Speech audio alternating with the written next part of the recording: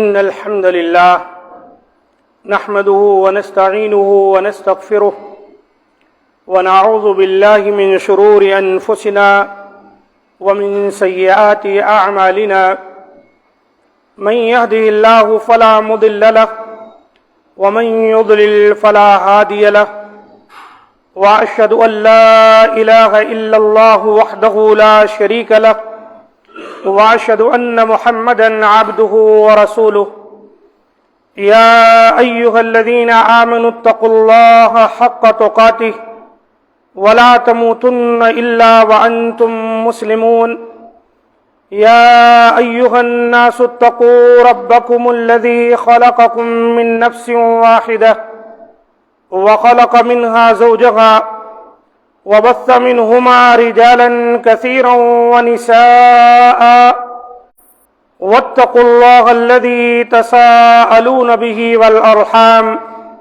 إن الله كان عليكم رقيبا يا أيها الذين آمنوا اتقوا الله وقولوا قولا سديدا يصلح لكم أعمالكم ويغفر لكم ذنوبكم ومن يطع الله ورسوله فقد فاز فوزا عظيما أما بعد فإن خير الحديث كتاب الله وخير الهدي هدي محمد صلى الله عليه وسلم وشر الأمور محدثاتها وكل محدثة بدعة وكل بدعة ضلالة وكل ضلالة في النار.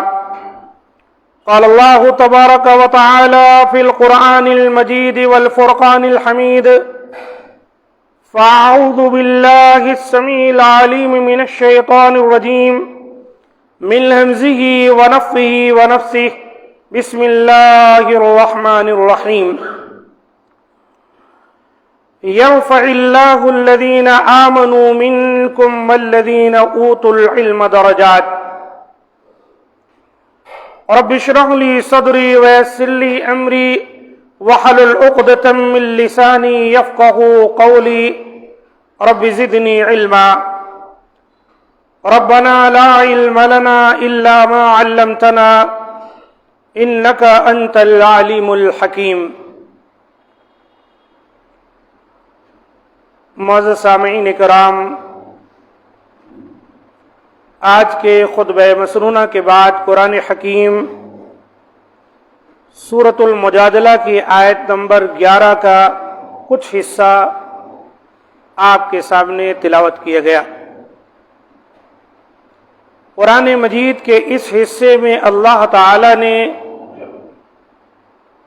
اہل ایمان اور اہل علم کے درجات کو بلند کرنے کا ذکر کیا ہے۔ یرفع اللہ الذین آمنوا منکم، اے مسلمانوں، تم میں سے جو لوگ ایمان لائے ہیں اور وہ لوگ جو علم دیے گئے ہیں، والذین اوتوا العلم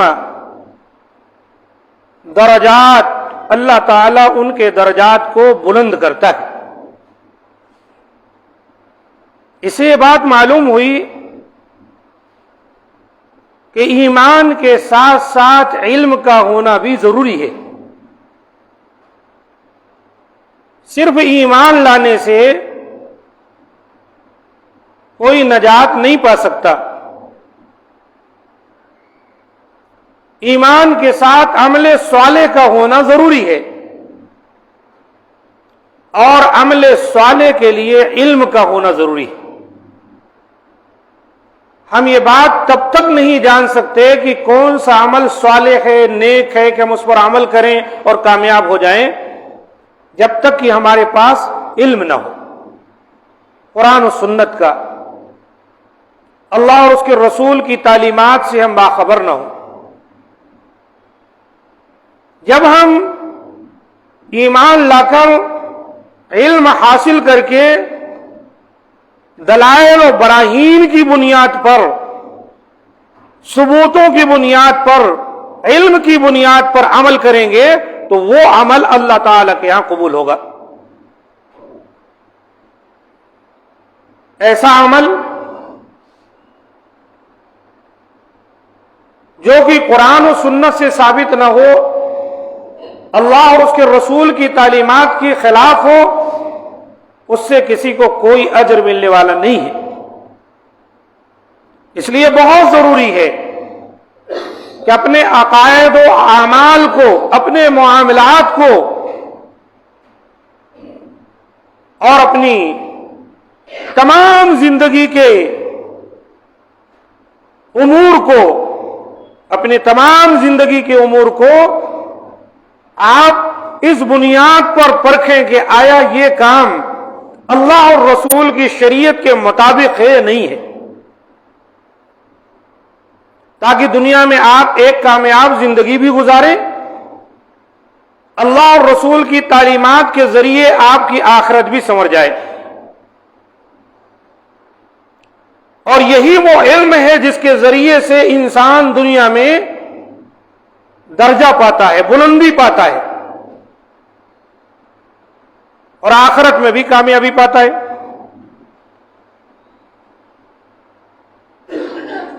نبی معظم صلی اللہ علیہ وآلہ وسلم نے فرمایا، من یرید اللہ بہ خیرا یفقہہ فی الدین، جب اللہ تعالی اپنے کسی بندے سے خیر کا معاملہ کرنا چاہتا ہے، اسے بھلائی عنایت کرنا چاہتا ہے، تو اس کو دین کی سمجھ عطا فرما دیتا ہے، دین کی سمجھ عطا فرما دیتا ہے۔ وہ نماز پڑھتا ہے خوب سمجھ کر، زکوٰۃ دیتا ہے خوب سمجھ کر،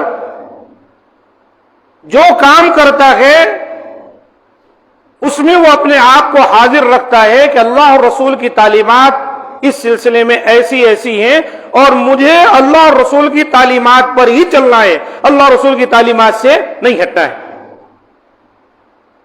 فقہ فی الدین، دین کی سمجھ بہت ضروری ہے۔ ایک عادت کے مطابق آپ کوئی عمل کرتے نہ چلے جائیں، اٹھ رہے ہیں، نماز پڑھنا ہے پڑھ لے رہے ہیں، قرآن پڑھنا ہے پڑھ لے رہے ہیں، اور یہ خیال نہیں آ رہا ہے کہ کیوں پڑھ رہے ہیں۔ نماز پڑھ کے چلے گئے، ایک مرتبہ بھی اللہ کی یاد نہیں آئی، ایک مرتبہ بھی یہ خیال نہیں آیا کہ ہم اللہ کے سامنے ٹھہر کر کیا مانگ رہے تھے، کیا کہہ رہے تھے۔ تو عادت نہیں ہونی چاہیے، عبادت ہونی چاہیے، اور عبادت علم کی بنیاد پر، اللہ رسول کی تعلیمات کی بنیاد پر۔ تو دین کی سمجھ یہ اس انسان کو حاصل ہوتی ہے جس سے اللہ تعالی راضی ہو، اللہ نے اس کے ساتھ خیر کا معاملہ کیا ہو، اور اسی سے دنیا کی ترقی بھی انسان پاتا ہے۔ ایک مرتبہ ایسا ہوا کہ حضرت عمر فاروق رضی اللہ تعالیٰ عنہ کہیں پر گئے، اور وہاں پر مکہ کے ایک گورنر وہ بھی آ گئے اور ان سے ملاقات ہوئی۔ تو عمر فاروق رضی اللہ تعالیٰ نے کہا، بھائی میں نے تو آپ کو مکہ کا سردار بنایا، وہاں کا گورنر بنایا، آپ یہاں تشریف لائے ہیں، آخر وہاں کی ذمہ داری کس کو دے کر آئے؟ خلیفہ تھے، سوال کر سکتے تھے کہ آپ کو فلاں جگہ کی ذمہ داری دی گئی، آپ وہاں کی ذمہ داری چھوڑ کر یہاں آئے ہوئے ہیں، تو وہاں کی ذمہ داری کس کو دے کر آئے ہیں؟ انہوں نے کہا ابن ابزہ کو دے کر آیا۔ کہا ابن ابزہ، وہ تو آزاد کردہ غلام ہے نا؟ کہا ہاں، لیکن قرآن مجید کا قاری ہے، قرآن کو جانتا ہے، علم الفرائض سے واقف ہے، تقوی و طہارت کا حامل ہے، اس لیے اس کو ذمہ داری دے دی ہوں۔ حضرت عمر فاروق رضی اللہ تعالیٰ نے کچھ اعتراض نہیں کیا، بس یہ کہا کہ سچ فرمایا اللہ کے رسول صلی اللہ علیہ وسلم نے۔ کیا فرمایا؟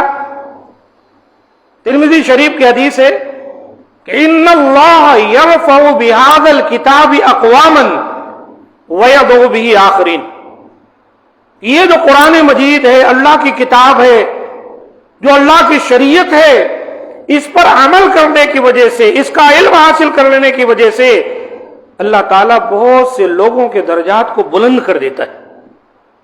بتائیے وہ ایک غلام ہے، غلام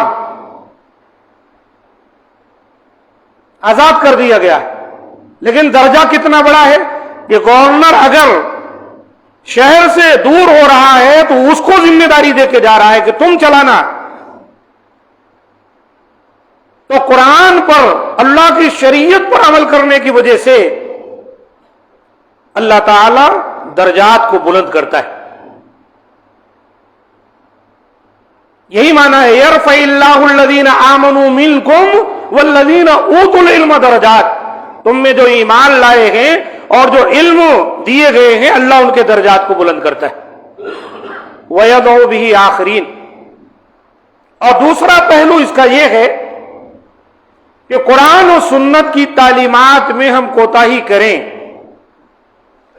اس سلسلے میں سستی برتیں، غفلت سے کام لیں، نہ خود اس کو سیکھیں اور اس کی اہمیت کو سمجھیں، نہ اپنے بچوں اور آل اولاد کو، اہل و عیال کو اس سلسلے میں توجہ دلائیں، تو پھر یہیں سے ذلت اور رسوائی بھی ہماری مقدر میں لکھ دی جاتی. وَيَدْعُ بِهِ آخرین.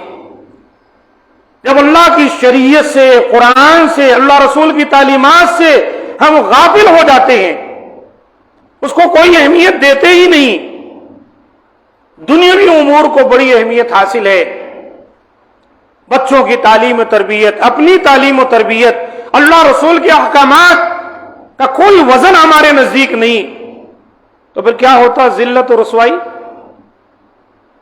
ذلت و رسوائی مقدر. آج آئے دن آپ دیکھیے ساری دنیا کے اندر، اپنے ملک کے اندر مسلمانوں کے ساتھ کیسا برتاؤ کیا جا رہا ہے.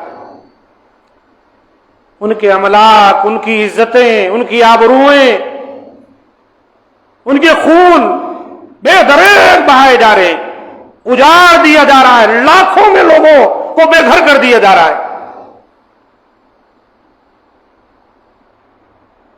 ایک آزمائش میں مسلمان مبتلا ہے، لیکن مسلمان اپنا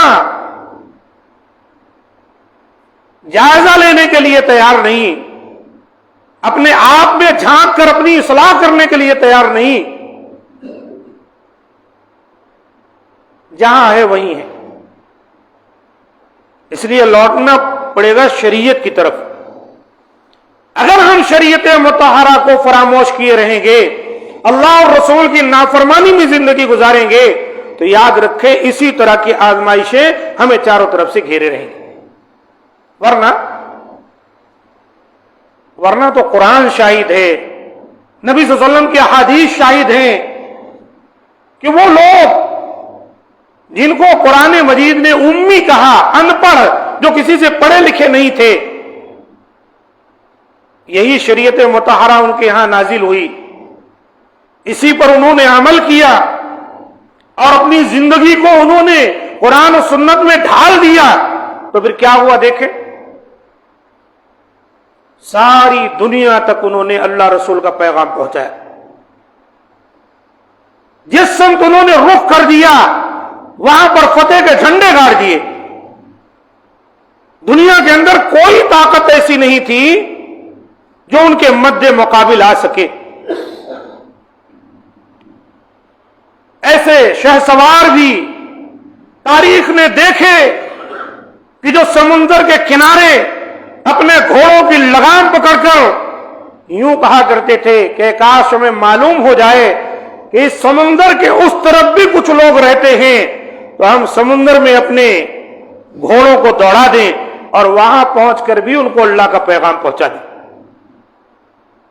مقصد یہ نہیں کہ ممالک فتح ہو جائیں، مقصد یہ نہیں کہ لوگوں کو غلام بنا دیا جائے، مقصد یہ نہیں کہ اموال لوٹے جائیں، مقصد ہے اللہ رسول کا پیغام ان تک پہنچ جائے تاکہ وہ بھی جہنم کی آگ سے اپنے آپ کو بچا لے. آئیے حضرت ابو ہریرہ رضی اللہ تعالیٰ عنہ کا نام تو ہم اور آپ بار بار سنتے رہتے. ان کی زندگی کا ایک واقعہ لے. ایک مرتبہ ایسا ہوا کہ حضرت ابو ہریرہ رضی اللہ تعالیٰ عنہ رونے لگ گئے. شاگردوں کو تعلیم دے رہے تھے، تابعین ہیں، اور زار و قطار رونے لگ گئے. سأل سائل من تلامذہ، ان کے شاگردوں میں سے کسی نے پوچھا، اے استاد محترم ابو ہریرہ، کیوں روتے ہیں آپ اس قدر؟ تو فرمانے لگے، مجھے اپنا بچپن یاد آ گیا، مجھے اپنا بچپن یاد آ گیا. شاگردوں نے کہا، کیا بات ہے، کون سا بچپن؟ تو انہوں نے فرمایا، ایک وقت تھا کہ میں ایک عورت کا غلام تھا. ایک وقت تھا کہ میں ایک عورت کا غلام تھا. غلام کس کو کہتے ہیں جانتے؟ یعنی ایک عورت کا مال. وہ عورت چاہے جیسے ان کو چاہے استعمال میں لائے، ان کو فروخت کر دے، بیچ دے، وہ اس کی ملکیت. اور مجھے وہ ٹکڑے کھانے کو نصیب ہوتے تھے جو اس کے کھانے سے بچ جاتے تھے.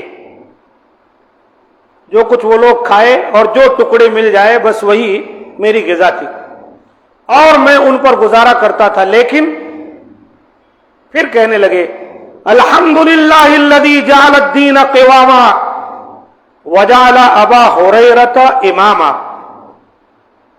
تمام تعریف اس اللہ کے لیے ہے، اللہ کا شکر ہے کہ جس نے مجھے دین کے ذریعے سے اس قدر عزت عطا فرمائی ہے کہ مجھے امام بنا دیا ہے.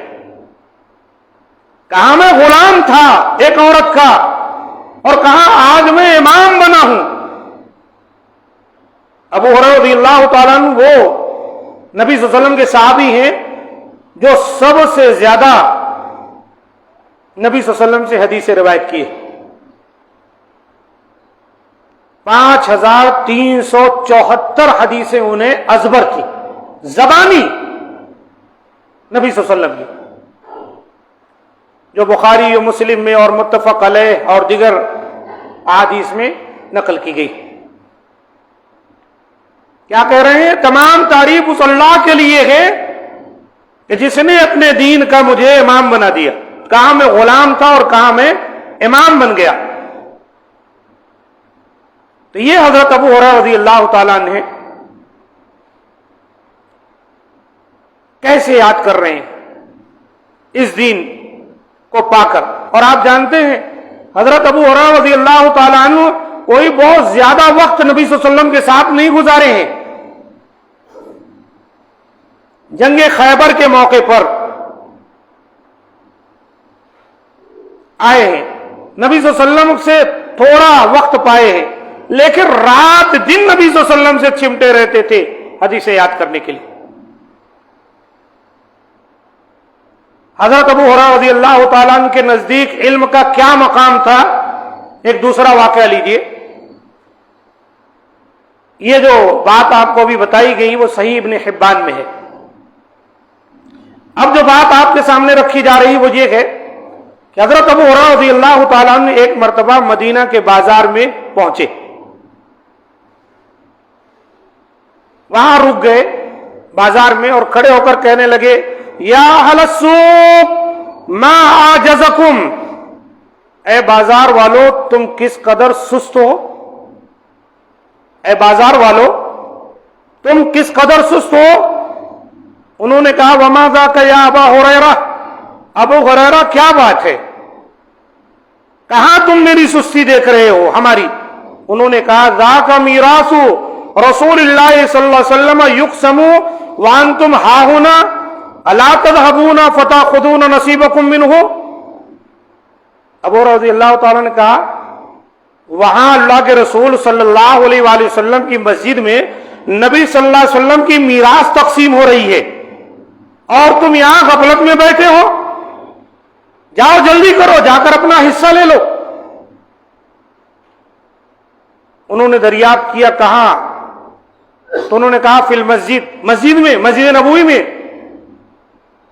بازار کے کئی لوگ ابو ہریرہ رضی اللہ تعالیٰ عنہ کی گفتگو اور اس کی گہرائی کو نہیں سمجھے، بھاگے جلدی سے مسجد کو پہنچے اور جا کر سب دیکھ داکھ کر آئے اور کہا، اے ابو ہریرہ ہم تو مسجد کو گئے تھے، وہاں تو کچھ بھی نہیں بچ رہا ہے، کوئی بھی نہیں، کوئی مال دولت نہیں، کوئی میراث نہیں. ابو ہریرہ نے کہا ما لکم، کیا بات ہے؟ کہا وہی یا ابا ہریرہ قد اتینا المسجد فدخلنا فیہ فلم نر فیہ شیئا یقسم، ہم مسجد نبوی کو گئے، وہاں ہم نے دیکھا وہاں کوئی چیز تقسیم تو نہیں ہو رہی ہے، تم نے ناحق ہمیں وہاں تک بھیجا۔ ابو ہریرہ رضی اللہ تعالیٰ نے فرمایا وما رأیتم فی المسجد احدا، تم لوگوں نے مسجد میں کسی کو دیکھا نہیں؟ انہوں نے فرمایا بلا، ہاں دیکھا، رأینا قوما یصلون، ہم نے کچھ لوگوں کو دیکھا وہ نماز پڑھ رہے ہیں، وقوما یقرؤون القرآن، کچھ لوگ قرآن مجید پڑھ رہے ہیں، وقوما یتذاکرون الحلال والحرام، اور کچھ لوگ حلال و حرام کا مذاکرہ کر رہے ہیں، سیکھ رہے ہیں۔ ابو رضی اللہ تعالیٰ نے فرمایا ویحکم، تم پر افسوس، فذاک میراث محمد صلی اللہ علیہ وسلم، یہی تو محمد صلی اللہ علیہ وسلم کی میراث ہے جو بٹ رہی ہے۔ تم بازاروں میں بیٹھے ہوئے ہو، دنیا کما رہے ہو، اور مسجد نبوی میں نبی صلی اللہ علیہ وسلم کی میراث تقسیم ہو رہی۔ اور حضرت ابو ہریرہ رضی اللہ تعالیٰ نے سچ کہا کہ نبی صلی اللہ علیہ وسلم نے فرمایا کہ ان العلماء ورثۃ الانبیاء، علماء جو ہیں انبیاء کے وارث ہیں، اور انبیاء کرام نے اپنے ورثے میں مال و دولت کو، درہم و دینار کو نہیں چھوڑا، علم کو چھوڑا۔ جو جس قدر علم حاصل کرتا ہے، جس قدر علم میں درجات حاصل کرتا ہے، اسی قدر گویا کہ وہ انبیاء کرام کی وراثت میں حصہ پاتا ہے۔ عزیز ساتھیوں، علم حاصل کرنا انبیاء کرام کا ورثہ ہے، ورثہ۔ حضرت علی رضی اللہ تعالیٰ عنہ فرمایا کرتے تھے العلم یحرثک والمال تحرثہ، علم جو ہے وہ تیری حفاظت کرتا ہے اور مال کی حفاظت تجھے کرنی پڑتی۔ اگر تو علم حاصل کرے گا تو یہ علم تیری حفاظت کرے گا، تجھے برباد ہونے سے بچائے گا، اور اگر تم مال کے پیچھے دوڑے گا تو ساری زندگی تم مال کی حفاظت میں لگا رہے گا، اور مال تو جاتا رہے گا، مال کو کوئی چوری کر لے گا، مال کو کوئی لوٹ لے گا، مال تمہارے پاس سے دھوکے سے کوئی حاصل کر لے گا، لیکن علم تمہارا کوئی چرا نہیں سکتا۔ ساری دنیا کے لوگ بھی تمہیں چھوڑ دیں اور تم اپنے گھر کے کونے میں مجبور ہو جاؤ رہنے کے لیے، تو بھی تمہارا علم تمہارے پاس ہے اور اس کی قدر کی جائے گی۔ اس لیے علم کو اہمیت دیں، شرعی علوم کو حاصل کرنے کی طرف توجہ دیں، روزانہ اپنی زندگی میں ایک معمول بنائیں کہ کچھ سیکھیں قرآن سے، حدیث سے۔ جو سمجھ میں آ جائے ٹھیک ہے، نہ سمجھ میں آئے اہل علم سے رجوع ہو، ان سے علم کو اپنا بڑا سرمایہ قرار دیں اپنی زندگی میں، سیکھیں، سکھلائیں، یہ بہت بڑی دولت ہے، اور صحابہ کرام کے ہاں اس کا بہت بڑا مقام تھا۔ یہ بات جو آپ کے سامنے بیان کی گئی صحیح الترغیب و ترغیب میں آئی ہے، شیخ البانی رحمۃ اللہ علیہ نے اسے حسن کہا ہے اس روایت کو۔ اب آئیے دیکھتے ہیں کہ نبی صلی اللہ علیہ وآلہ وسلم کے صحابہ کتنے حریص تھے اس سلسلے میں۔ حدیث میں آتا ہے کہ ایک مرتبہ ایک واقعہ پیش آیا کہ صحابہ اکرام بیٹھے ہوئے تھے، انس بن مالک رضی اللہ تعالیٰ عنہ حدیث کے راوی ہیں۔ آپ صلی اللہ علیہ وسلم نے فرمایا، غور کریں اس میں، یطلع علیکم الآن رجل من اہل الجنہ، صحابہ کرام تشریف فرمائیں، اللہ کے رسول انہیں درس دے رہے ہیں، کہا دیکھو ابھی تھوڑی دیر میں ایک آدمی تمہارے سامنے ظاہر ہوگا، وہ جنتیوں میں سے ہوگا۔ ہمارے لیے تو شاید اس کی کوئی اہمیت نہیں ہے، جنت و جہنم کے سلسلے میں تو ہمارے دماغ میں دنیا کا کوئی سامان مل رہا ہو تو اس کو اہمیت، لیکن یہ بہت بڑی بشارت ہے۔ صحابہ کرام تعجب میں پڑ گئے، کون ہے وہ خوش نصیب جو آنے والا ہے اور اللہ کے رسول کہہ رہے ہیں وہ جنتی ہے۔ یتلو علیکم الآن رجل من اہل الجنہ، ابھی تمہارے سامنے ایک جنتی نمودار ہونے والا ہے۔ چنانچہ صحابہ کرام دیکھ رہے ہیں غور سے، انصار کے ایک آدمی نمودار ہوئے جن کی داڑھی سے وضو کے پانی ٹپک رہے تھے، وضو کر کے آئے تھے، پانی ٹپک رہا تھا، انہوں نے اپنے جوتے بھی اپنے بائیں ہاتھ میں تھام رکھے تھے۔ آئے مسجد میں، اب دوسرے دن یہی معاملہ ہوا، اللہ کے رسول صلی اللہ علیہ وآلہ وسلم نے فرمایا ابھی ایک آدمی ظاہر ہونے والا ہے جو جنتی ہے۔ صحابہ کرام نے پھر دیکھا، وہی صحابی اسی حیت میں تازہ وضو کر کے آئے ہیں، داڑھی سے پانی ٹپک رہا ہے اور اپنے جوتیوں کو اپنے بائیں ہاتھ میں پکڑ رکھے ہیں، مسجد میں آ رہے ہیں۔ اور تیسرے دن بھی یہی ہوا، وہی انصاری صحابی پھر نمودار ہوئے۔ جب رسول اکرم صلی اللہ علیہ وسلم اٹھ کر چلے گئے، یہ بات ہوئی، صحابہ کرام دیکھے 3 دن بشارت مل گئی ایک صحابی کو کہ وہ جنتی ہیں، عبداللہ بن عمر بن عاص رضی اللہ تعالیٰ عنہ، یہ بھی اس مجلس میں تھے۔ وہ کیا کیے، وہ صحابی جو تھے جن کو نبی صلی اللہ علیہ وسلم نے جنت کی بشارت دی تھی، ان کے پیچھے پیچھے چل پڑے اور ان سے کہنے لگے بھائی ذرا میرے والد سے کچھ انبن ہو گئی ہے، میں چاہتا ہوں تھوڑے دن آپ کے ساتھ گزار لوں، تھوڑا موقع دے دیجیے۔ ٹھیک ہے، چلے گئے ان کے پاس۔ انس بن مالک رضی اللہ تعالیٰ بیان کرتے ہیں کہ حضرت عبداللہ بن عمر بن عاص بیان کرتے ہیں کہ میں نے یہ 3 راتیں اس انصاری صحابی کے گھر میں گزاری، مگر میں نے دیکھا کہ کوئی ایسا عمل نہیں ہے۔ میرا خیال تھا شاید ساری رات تہجد پڑھتے ہوں گے، قرآن پڑھتے ہوں گے اور کوئی ایکسٹرا ان کی عبادت ہوگی، کچھ نہیں، لیٹے ہوئے سوئے ہوئے، جب کروٹ بدلتے اللہ کا ذکر کرتے، سبحان اللہ الحمدللہ پڑھتے، حتیٰ کہ تہجد کی نماز بھی نہیں پڑھے وہ۔ 3 دن وقت گزر گیا تو عبداللہ بن عمر بن عاص نے کہا بھائی میرے اب تو وقت ہو گیا، میں جا رہا ہوں، 3 دن ہو گئے۔ دراصل کوئی جھگڑا لڑائی تو نہیں تھی میرے والد صاحب سے، مسئلہ یہ تھا کہ اللہ کے رسول نے آپ کو جنت کی بشارت دی 3 دن، میں یہ جاننا چاہتا تھا کہ آخر وہ عمل کون سا ہے جو آپ کرتے ہیں جس کی وجہ سے اللہ کے رسول نے آپ کو جنت کی بشارت دی۔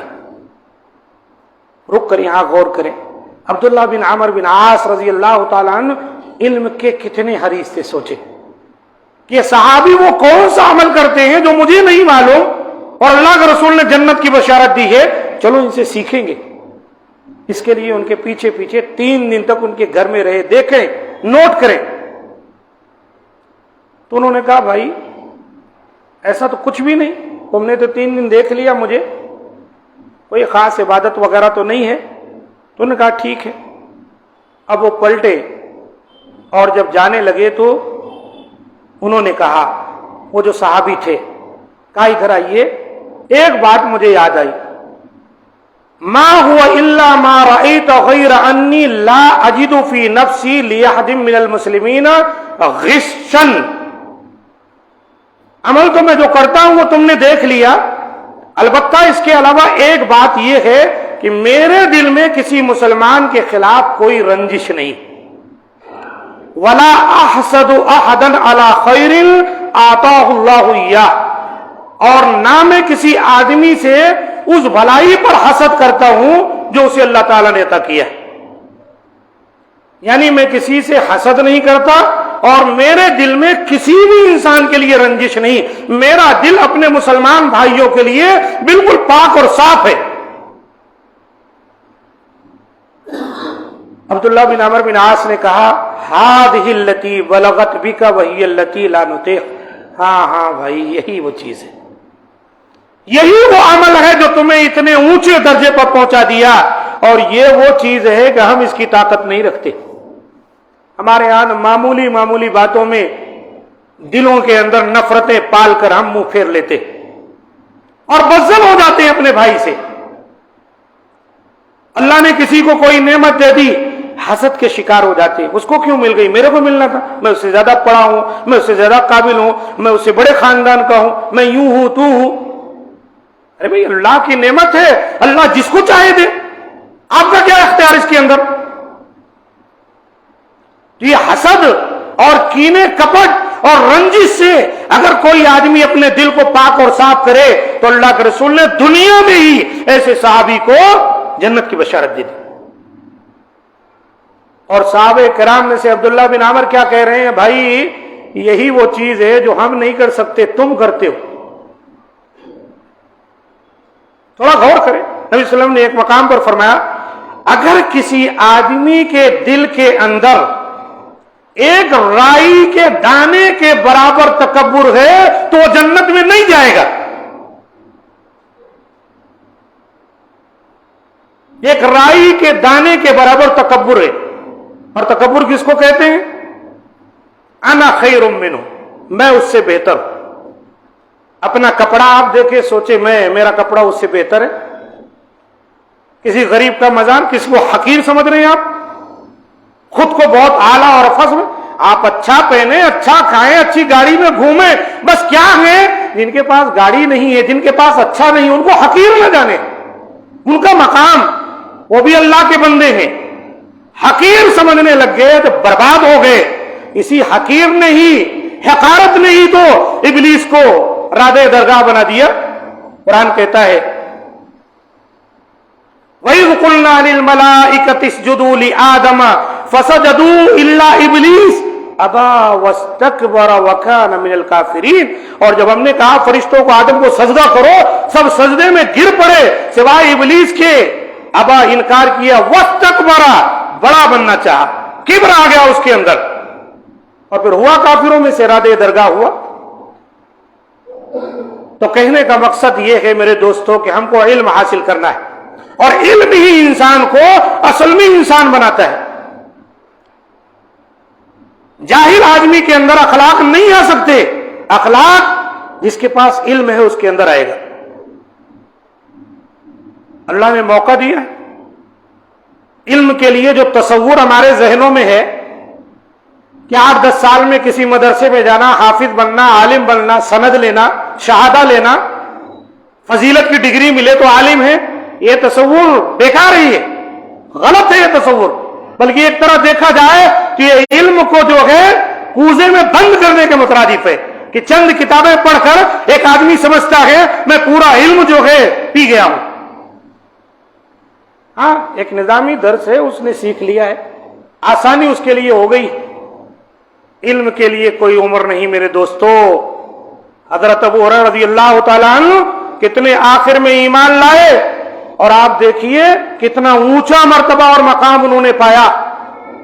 اس لیے آپ جس عمر میں ہیں اسی عمر میں آپ علم سیکھیے، طہارت کے مسائل، نماز کے مسائل، روزے کے مسائل، عقائد، توحید، جنت، جہنم، قیامت، ساری باتیں کتابوں میں ہیں، پڑھیے، روزہ تھوڑا تھوڑا سیکھیے، تھوڑا تھوڑا سیکھیے، اپنی عادت بنائیں، 15 منٹ روزانہ کو سیکھیں، خود سے پڑھیں،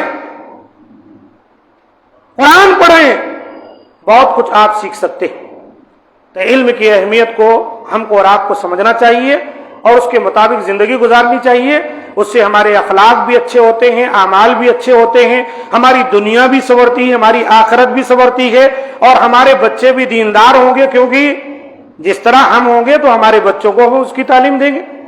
مولا کریم سے دعا ہے کہ اللہ تعالیٰ جو باتیں بیان کی گئیں ان کو سمجھ کر اس کے مطابق عمل کرنے کی توفیق دے، اس کہنے والے کو بھی اور آپ تمام سننے والوں کو، اور اس سلسلے میں جو کوتاہیاں سرزد ہوتی ہیں اللہ تعالیٰ محض اپنے فضل و کرم سے معاف فرما دے، دور فرما دے، ہماری اصلاح فرما دے۔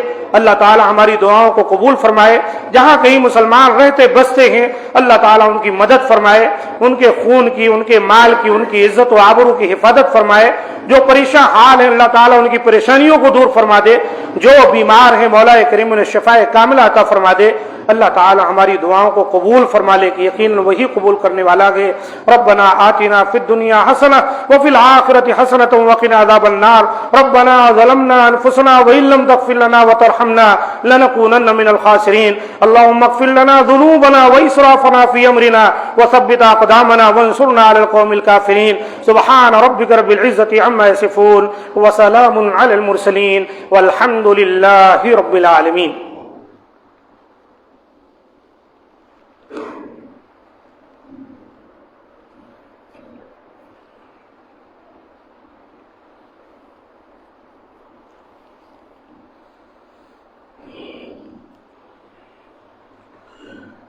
الحمد لله رب العالمين والصلاة والسلام